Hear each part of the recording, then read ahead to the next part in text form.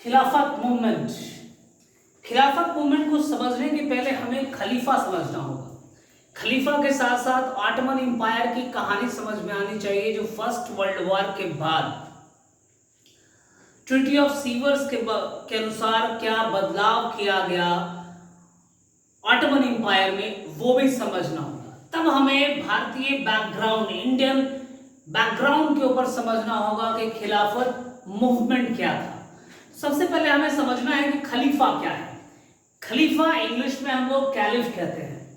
ये एक प्रकार का नाम कह सकते हैं या फिर टाइटल था, जैसे सुल्तान, बादशाह, ऐसे टाइटल के साथ खलीफा भी जो है इस समय टाइटल बना, जो कि मुस्लिम रूलर्स के द्वारा लिया जाता था, जिसका मतलब होता है एज आप सीइंग, जैसा आप देख रहे हैं, सक्सेसर, रूलर या लीडर। तो ये क्या होता था, सक्सेसर, अग्रज या रूलर जो शासन करने वाला है, या फिर आपने देखा लीडर, नेता।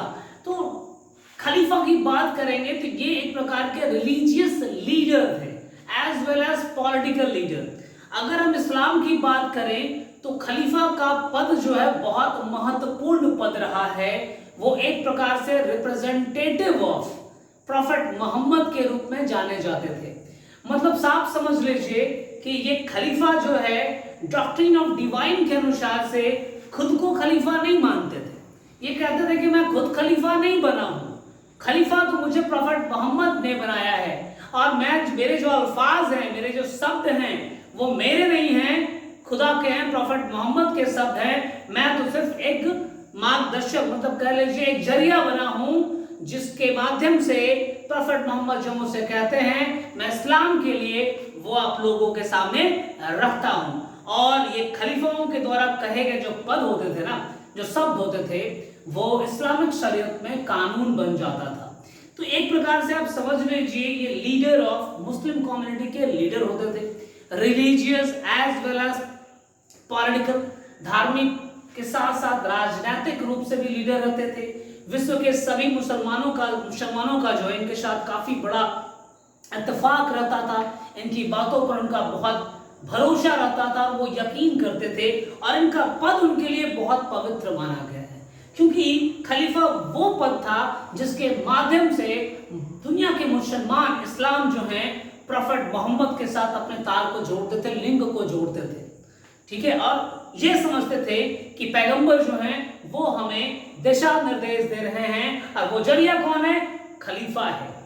उसी के माध्यम से हमें जो है पैगाम मिलता है और हम उन पैगामों पर अमल करते हैं। तो खलीफा का जो पद था वो मुसलमानों के लिए बहुत ही पायस, पवित्र पद रहा है, एक इंपॉर्टेंट पद रहा है, जिसपे आप समझ सकते हैं कि ये पद जो है काफी महत्वपूर्ण पद है पूरे इस्लाम के लिए।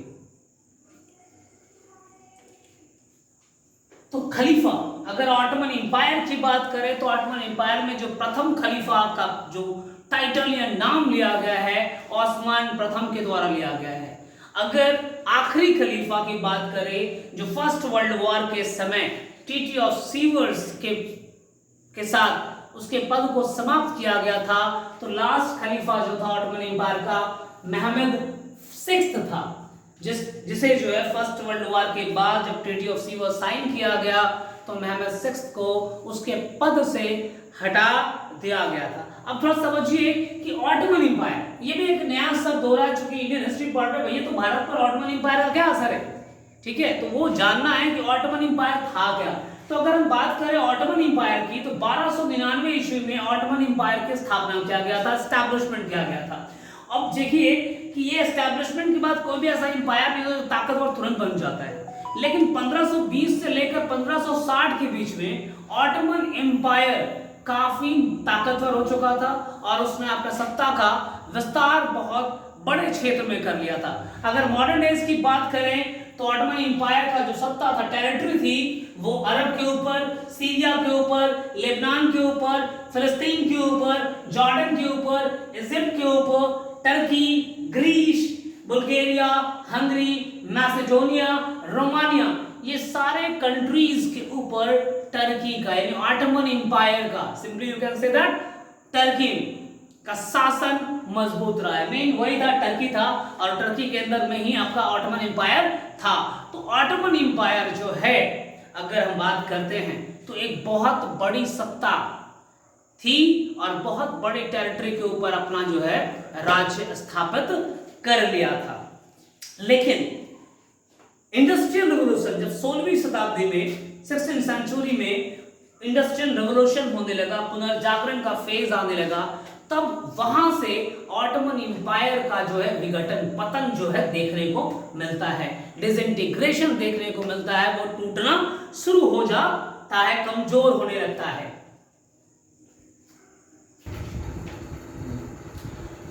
तो आप जानते हैं कि फर्स्ट वर्ल्ड वॉर का जो पीरियड रहा है 19 जुलाई 1914 से लेकर 11 नवंबर 1918 के बीच में लड़ा गया। जब ये फर्स्ट वर्ल्ड वॉर शुरू हो रहा था तो दुनिया को लगा था कि ये कुछ एक दिनों में ये युद्ध जो है समाप्त हो जाएगा और कहानी खत्म होगी, बहुत बड़ा इंपैक्ट और बहुत बड़ी संघर्ष नजर नहीं आएगी। पर ये युद्ध जब शुरू हुआ तो ये शुरू होता रह गया और काफी लंबा चला गया, जिसके कारण पूरी दुनिया के ऊपर आप मान लीजिए कि बहुत बड़ा इंपैक्ट पड़ा।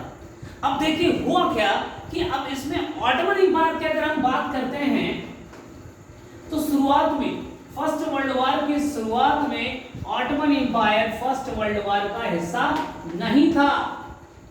लेकिन इसी 1914 के समय में अगर हम बात करते हैं 1914 के समय की बात, तो हुआ क्या था फर्स्ट वर्ल्ड वॉर के दौरान 30 सितंबर 1916 ये घटना जो है ऑटोमन एम्पायर के लिए जो है बहुत बड़ी, मतलब अपने आप को कह लीजिए Ottoman Empire First World War में कूद गया 30 सितंबर 1916 को के घटना के अनुसार। हुआ क्या था कि इस समय ऑटोमन एम्पायर कमजोर होने लगा था, इकोनॉमिकल क्राइसिस भी यहाँ पर देखने को मिल रही थी, आर्थिक रूप से ये कमजोर होते चले जा रहे थे। तो जर्मनी से ऑटोमन एम्पायर ने क्या किया, जर्मनी से ऋण की मांग किया गया, लोन मांगा। ठीक है, लोन क्या मांगा है तो जान लीजिए 50 लाख टर्की डॉलर की मांग किया था, और टर्की डॉलर में करेंसी नहीं मांगा था, 50 लाख टर्की डॉलर के मूल्य के बराबर सोना का मांग किया गया था जर्मनी से। जर्मनी इस समय जो है फर्स्ट वर्ल्ड वॉर का हिस्सा था और एक ताकतवर देश भी उस समय था। तो जर्मनी ने ऑटोमन एम्पायर के सामने एक शर्त रख दिया। शर्त क्या रखा वो सुन लीजिए। जर्मनी ने कहा कि अगर तुम इस युद्ध में हमारा साथ देते हो तब ये जो 50 लाख टर्की पॉन्ड डॉलर का जो गोल्ड होगा, इस मूल्य का जो गोल्ड होगा वो मैं ऋण के रूप में आपको दूंगा। अब चूंकि ये शर्त ऑटोमन एम्पायर के लिए भी मानना जरूरी था, क्योंकि इकोनॉमिकल क्राइसिस थी, ऋण की भी आवश्यकता थी, तब जो है ऑटोमन एम्पायर ने रशिया के नेवी के ऊपर, उनके जो बंदरगाह वगैरह थे रशिया के, उसके ऊपर बमबार्डिंग करना शुरू कर दिया और खुद जो है फर्स्ट वर्ल्ड वॉर में इन्वॉल्व हो गया। अब देखिए सबसे बड़ी चीज मान लीजिए कि बमबार्डिंग करना शुरू कर दिया गया था सिर्फ शर्त के वजह से। टर्की ऑटोमन एम्पायर ने 29 माफ कीजिएगा, ये 1914 होगा, 30 सितंबर 1914 को ही हो गए थे, और अक्टूबर की बात करें 29 अक्टूबर 1914 को ऑटोमन एम्पायर ने रशिया के ऊपर क्या किया, रशियन नेवी के ऊपर, रशियन फोर्स नेवी कह लीजिए, जो भी बंदरगाह था इसका, वहां पे जो है इसने आक्रमण करना शुरू कर दिया, बमबार्डिंग करना शुरू कर दिया, और इस प्रकार से जो है Ottoman Empire First World War में इन्वॉल्व हुआ।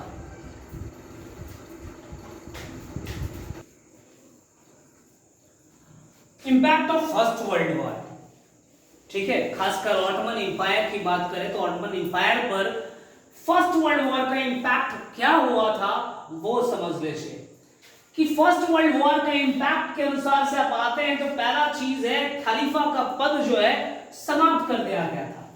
दूसरी बात आ जाते हैं कि इस समय खलीफा के पद समाप्त करने के बाद ऑटोमन एम्पायर टर्की में रिपब्लिकन फॉर्म ऑफ गवर्नमेंट बनाने की बात कही गई, किया गया, जिसमें अब्दुल मजीद सकेन को कहा गया कि आप सरकार बनाएं। तीसरी बात अगर आप समझ लीजिए तो ऑटोमन एम्पायर जो है टूटना शुरू हो गया था, कमजोर होने लगे था, ब्रेकअप होने लगा था और टर्की को जो है रिपब्लिकन फॉर्म ऑफ गवर्नमेंट के अंतर्गत में लाया जाने लगा। लेकिन इस समय अगर बात किया जाए भारत में, अगर इसी दौर में हम चलें तो भारत में क्या हो रहा था, तो हमने देखा कि 1919 का वक्त जो है पहले रॉलेट एक्ट हुआ, तो रॉलेट एक्ट की वजह से आपने देखा कि वहां पर आंदोलन किए गए। फिर उसी दौरान 13 अप्रैल 1919 को आपने देखा कि जालियांवाला बाग मैसेकर हो गया, जिसके एवज में भी आंदोलन किया गया। फाइनली महात्मा गांधी ने अपने आंदोलन को विड्रॉ कर लिया। लेकिन इस समय महात्मा गांधी को इस बात का एहसास हो चुका था कि भारत की आजादी के लिए एक मास मूवमेंट की जरूरत है। अब मास मूवमेंट की बात करते हैं तो अकेला हिंदू ही नहीं, हिंदू और मुस्लिम दोनों को मिलकर काम करना होगा। लेकिन हिंदू और मुस्लिम खासकर बात करें तो यूनिटी जो है 1905 के बाद, बंगाल विभाजन के बाद की बात करें तो हिंदुओं और मुसलमानों के बीच की जो यूनिटी थी, एकता थी, वो समाप्त हो चुका था। 1906 में आप जानते हैं कि मुस्लिम लीग की स्थापना किया गया। आगा खान, सैफुल्लाह खान जैसे लोगों ने 1906 ईस्वी में मुसलमानों के लिए एक पॉलिटिकल पार्टी बना दी, जिसे कहा गया मुस्लिम लीग। मुस्लिम लीग के फॉर्मेशन के साथ उसने अपना जो कॉन्स्टिट्यूशन तैयार किया उसमें साफ रूप से लिखा कि हमें इंडियन नेशनल कांग्रेस के खिलाफ काम करनी है। तो मुस्लिम लीग 1906 से लेकर 1919 तक की बात करें तो वो ब्रिटिश एम्पायर, ब्रिटिश गवर्नमेंट के पक्ष में ही काम कर रहा था और इंडियन नेशनल कांग्रेस के खिलाफ काम कर रहा था। किसी प्रकार का आंदोलन इंडियन नेशनल कांग्रेस लाती थी तो उसका विरोध किया जाता था मुस्लिम लीग के द्वारा।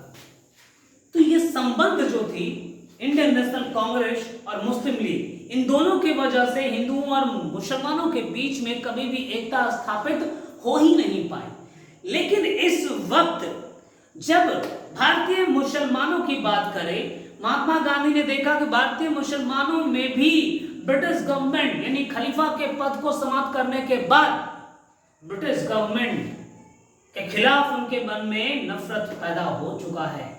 उन्हें भी लगने लगा है कि हम जिसे अपना दोस्त समझ रहे थे वो हमारा मित्र नहीं अपितु हमारा दुश्मन है। तो इस समय महात्मा गांधी जो है एक मास मूवमेंट की प्लानिंग करने लगे, क्योंकि उन्हें लगा कि लोहा गर्म है, हथौड़ा मार देना ज्यादा उचित है, क्योंकि गर्म लोहे पर ही हथौड़ा मारने पर उसका शेप वगैरह, आकार वगैरह बदला जा सकता है, ठंडा हो गया तो फिर आकार बदलना मुश्किल है। तो अभी जो है भारतीय मुसलमान, खासकर मुस्लिम लीग के जो मेंबर्स थे उनके खून उबल रहे थे, उसमें काफी उबाल आ रहा था। तो यही खून के उबाल में ही महात्मा गांधी चाहते थे कि अपना हथौड़ा मारें और यूनिटी, हिंदू और मुसलमानों के बीच में यूनिटी को स्थापित किया जाए और एक आंदोलन, एक मास मूवमेंट की नींव रखी जाए, फाउंडेशन रखा जाए।